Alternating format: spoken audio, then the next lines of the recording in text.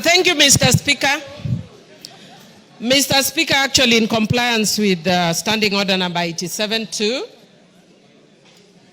Mr. Speaker, in compliance with Standing Order number 87-2,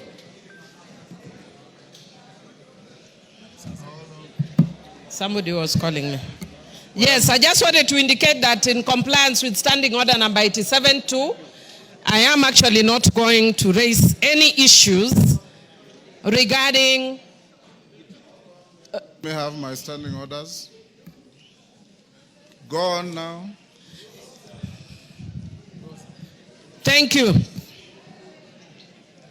Yes, go on. Yeah, thank you, Mr. Speaker. Mr. Speaker, I just wanted to say that in compliance with Standing Order number 87-2, I will not raise any issues regarding the communication that you have just given. I'm a very law-abiding citizen and cognizant of our standing orders. And further, Mr. Speaker, I also just wish to indicate that as Azimio, and much more so, those of us who are very keen on ensuring that Baba clinches the AU position, we want to be sure that we follow the rule of law and that we support a broad government which is not based. And we are encouraging the government to be both broad and based. It is broad but not based. For those who have not learned literature, understand what I'm saying. This government is broad but it is not based. So don't call us to be in a broad-based government. It has to be broad-based government.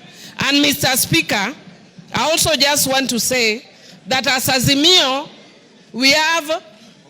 we follow. No, I'm not going to congratulate you. Mr. Speaker, this one is talking towards me, but I ignore him. Ignore him, you are senior. He should listen to me. I'm ignoring him. Osoro. As Azimio. Honorable Osoro. But Mr. Speaker. Millie Adhiambo is your learned senior. Yes. Listen to her. But Mr. Speaker, don't even worry, I can handle him. I'm capable in all manner to handle him.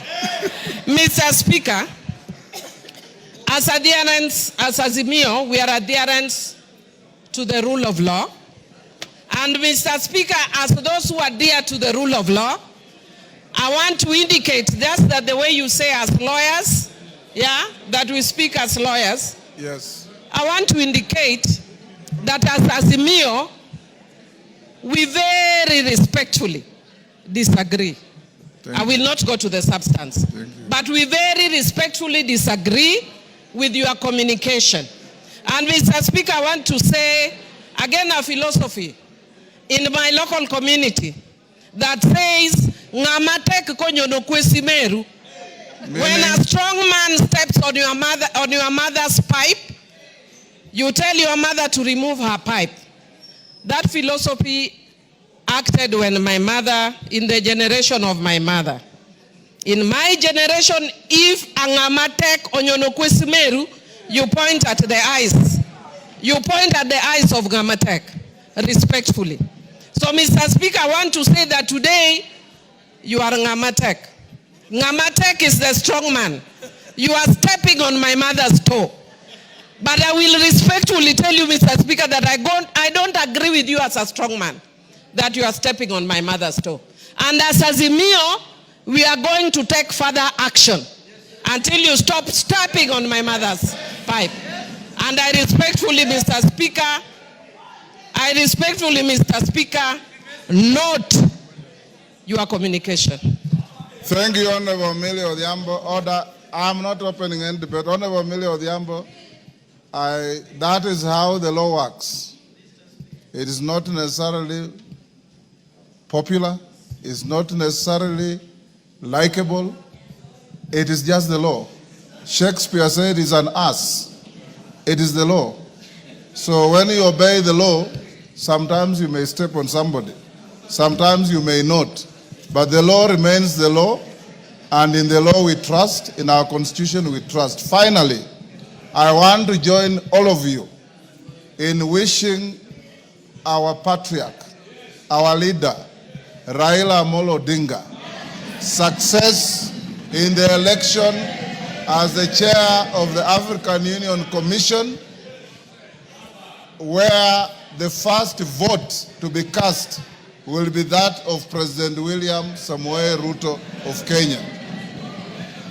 I have also, Honorable Millie Adhiambo, directed the majority leader and his counterpart after this ruling that in constituting committees, they should go beyond broad and base. Order. I will not open any debate. Next order.